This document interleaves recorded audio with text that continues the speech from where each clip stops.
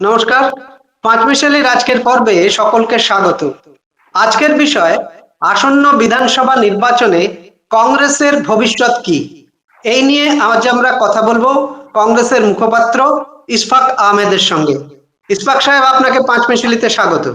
আশফাক আহমেদ, আহ, ধন্যবাদ আপনাকে। আচ্ছা, কংগ্রেসের ভোট শতাংশের দিকে যদি তাকাই তাহলে 2021-এ নামমাত্র ভোট শতাংশ ছিল।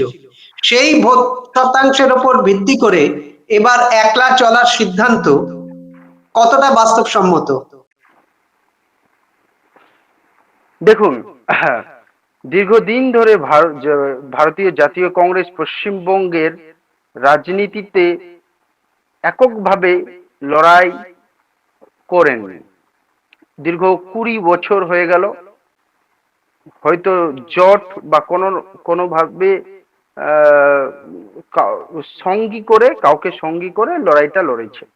হয় কখনো তৃণমূল কংগ্রেসের সাথে মিলে হোক, কখনো বাম দলগুলোর সাথে মিলে হোক, বামপন্থীদের সাথে মিলে হোক।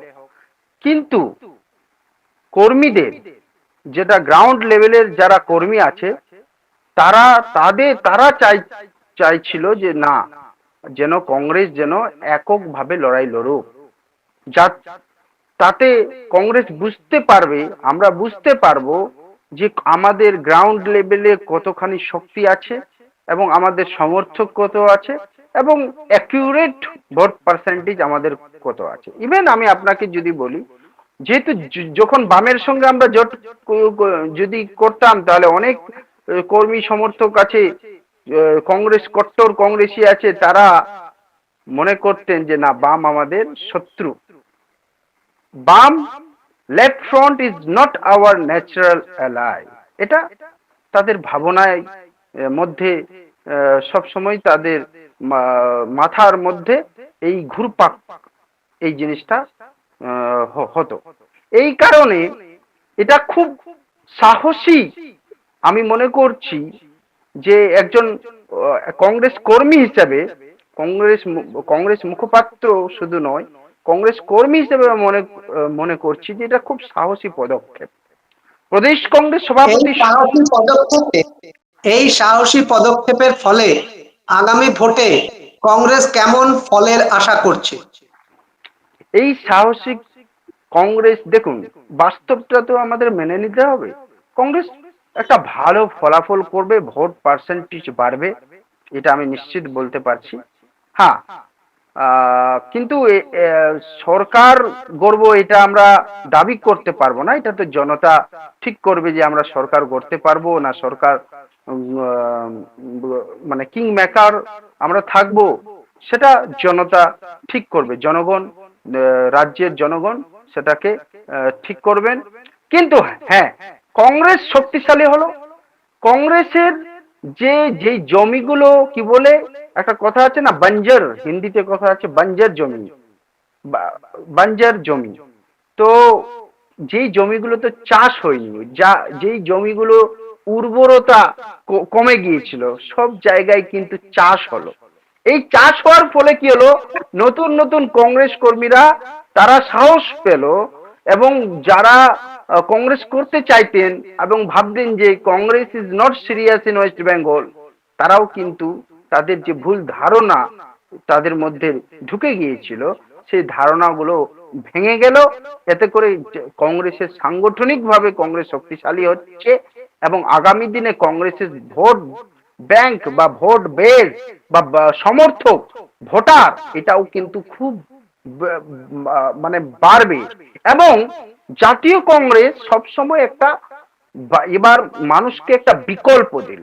মানুষ বিকল্প, বাইনারি পলিটিক্সে, বাইপোলার পলিটিক্সে ফেসে গিয়েছিল পশ্চিমবঙ্গের মানুষ।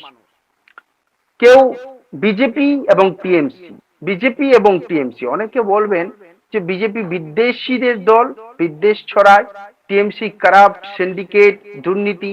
কিন্তু বিজেপিও বিদ্বেষের সাথে সাথে দুর্নীতি, সিন্ডিকেট সব বিজেপির মধ্যেও রয়েছে। ভারতীয় জনতা পার্টির যেখানে যেখানে সরকার রয়েছে বা কেন্দ্রে যেভাবে দুর্নীতিগুলো আছে, সেই সবগুলো যদি দেখি তো একে অপরের একই মুদ্রার এপিঠ ওপিঠ হয়ে যাচ্ছে। তো এই ক্ষেত্রে সবচেয়ে বড় জিনিস হচ্ছে এই দুই বিদ্বেষ ছড়ানো। এক হচ্ছে যারা আরএসএস, রাষ্ট্রীয় স্বয়ংসেবক সংঘ, তার যে বিদ্বেষের, তারা যে গোলবালকের বীজ বপন করেছে, সেইটাকে সেই বীজ থেকে একটা বট বৃক্ষ হয়ে গেছে বিজেপি। এবং সেই বট বৃক্ষকে জল জল দিচ্ছে, সার দিচ্ছে এই তৃণমূল কংগ্রেসের মতো দলগুলি। এবং পশ্চিমবঙ্গের শাখাগুলোকে পশ্চিমবঙ্গে আপনি দেখবেন শাখা বেড়ে গেছে। তো এটা মমতা ব্যানার্জির সদয় আরএসএস এর প্রতি সদয় ভাব। তো আমাদেরকে এই দুই বিদ্বেষ, যারা বিদ্বেষ তৈরি করে তাদের সাথেও লড়তে হবে, যারা এই বিদ্বেষের সাপোর্টার তাদের সাথেও লড়তে হবে। এবং মানুষের যে বেশি দরকার জিনিসগুলো, যেরকম লাহিড়ী বাবু, আপনি একজন খুব সিনিয়র জার্নালিস্ট, আপনি কিছুদিন আগেই আমরা খবরের কাগজেই খবর পেলাম যে এসেনশিয়াল কমোডিটিজ এর মধ্যে যে জীবনদায়ী 900 খানা ওষুধ, সেগুলো কিন্তু দাম বাড়িয়ে দিয়েছে আমাদের নরেন্দ্র মোদীর সরকার। তো তারপরে আমরা এলপিজি। এই প্রসঙ্গে আসবো, কিন্তু আপনি আপনার বক্তব্যে সংগঠনের কথা তুললেন। আপনি জানেন এবার পশ্চিমবঙ্গে বিধানসভায় 80,119টা বুথ। কংগ্রেসের সাংগঠনিক ক্ষমতা কি এতটা উন্নত হয়েছে যে প্রতি বুথে তারা এজেন্ট দিতে পারবে?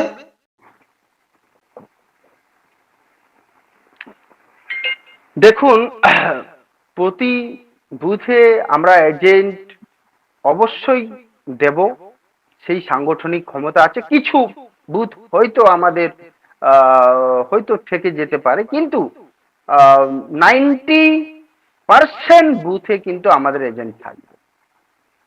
এইটুকু তো সাংগঠনিক ক্ষমতা আমাদের হয়ে গিয়েছে।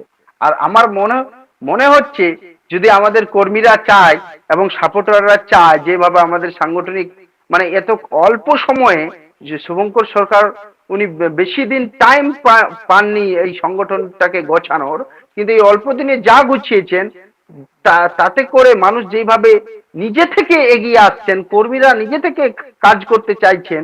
কংগ্রেস কর্মীরা কিন্তু কোনো লাভের আশায়, কোনো কিছু চাওয়া পাওয়ার জন্য কংগ্রেস করে না, তারা আদর্শে কংগ্রেস করে।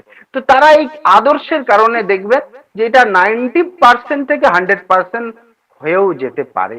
কিন্তু আমি এটা নিশ্চিত যে 90% জায়গায় আমরা কিন্তু বুথ এজেন্ট দিতে পারবো। আপনি আরএসএস এবং বিজেপির কথা বলছিলেন। আরএসএস এর আদর্শকে মমতা বন্দ্যোপাধ্যায় মদত দিচ্ছে এবং তার মদতেই রাজ্যে আরএসএস এর শাখা বৃদ্ধি হচ্ছে, এরকম অভিযোগও তুললেন। কিন্তু আজকে রাজ্যের বিধানসভার যা পরিস্থিতি, বিধানসভা ভোটের যা পরিস্থিতি, সেই পরিস্থিতির সাপেক্ষে কংগ্রেসকে যদি প্রধান একটি বিরোধী দল বাঁচতে হয়, প্রধান শত্রু বাঁচতে হয়, তাহলে আপনারা কাকে বাঁচবেন, বিজেপি না তৃণমূল কংগ্রেস? প্রধান শত্রু নিশ্চিত বিজেপি, এতে কোনো সন্দেহ নেই। আমাদের যদি আসল লড়াই হয়, তৃণমূল একটা আঞ্চলিক দল, তাদের সঙ্গে অবশ্যই তাদের দুর্নীতির বিরুদ্ধে লড়াই আমাদের পশ্চিমবঙ্গে রয়েছে।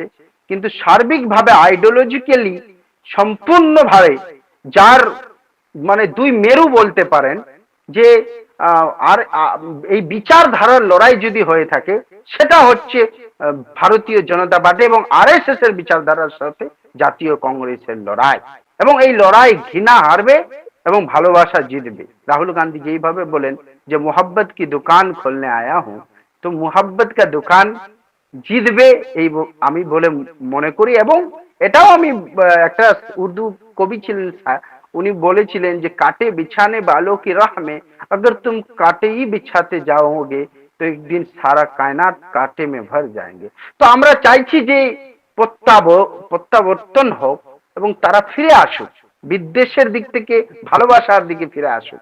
আমাদের তাদের প্রতি ঘৃণা নেই, তাদের মধ্যে যে ঘৃণা আছে সেটা আমরা দূরীভূত করতে চাই।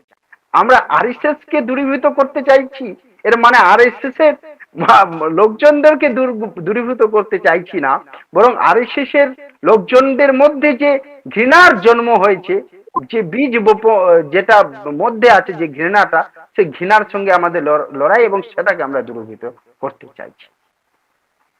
আপনি আপনার প্রদেশ কংগ্রেসের সভাপতির কথা উল্লেখ করলেন, বললেন যে খুব অল্প সময়ের মধ্যে তিনি দলটাকে গুছিয়ে নিয়েছেন, কিন্তু একই সঙ্গে তিনি সম্প্রতি মন্তব্য করেছেন যে ভোট পরবর্তী পরিস্থিতিতে তারা প্রয়োজনে তৃণমূল কংগ্রেসকে সমর্থন করবে। না, তার এই এটা মন্তব্যে কংগ্রেস কর্মীরা কতটা উজ্জীবিত হবে বা এটা কংগ্রেসের ভোট প্রচারে কি প্রভাব ফেলবে? এটা ফেক নিউজ ছড়ানো হয়েছিল, তার আমরা একটা প্রেস বার্তা দিয়েছিলাম যে এই জিনিসটা ফেক ছড়ানো হয়েছিল। এটা এই ধরনের কথা শুভঙ্কর সরকার কোথাও বলেন। আপনাকে শেষ প্রশ্ন। এটা আজ তাক বাংলা বলে একটা চ্যানেল চালিয়ে দিয়েছিল, যেটার আমরা খণ্ডন করেছিলাম, এবং আমি নিজে তাদেরকে ফোন করেছিলাম এবং আমাদের টিমকে দিয়ে তাদের সঙ্গে কথাবার্তা বলেছিলাম। আপনাকে শেষ প্রশ্ন করব যে সব পরিস্থিতি বিচার করে আপনারা এবার বিধানসভা নির্বাচনে কটা আসন পেতে পারেন বলে মনে করছেন? দেখুন, আমরা আসনের বিচার করব না, এটা তো জনগণের কাছেই ছেড়ে দেব, যে জনগণ যা দেবে। আমরা আমরা এই জন্যই তো বলছি যে লাহিড়ী বাবু, যে আমাদের মধ্যে জাতীয় কংগ্রেসের বিচারধারার মধ্যে এবং অন্যান্য বিচারধারার মধ্যে পার্থক্য রয়েছে। আমরা জনগণকে মনে করি যে তারাই হচ্ছে ভারত মাতা, এবং তারা যা ডিসিশন নেবেন আমরা মাথা পেতে মেনে নেব। আপনাকে অনেক ধন্যবাদ 5 মিশেলির সঙ্গে কথা বলার জন্য। আজকের আলোচনা এখানে শেষ করছি, অন্যদিন অন্য বিষয়ে কথা হবে। ধন্যবাদ। নমস্কার, ধন্যবাদ।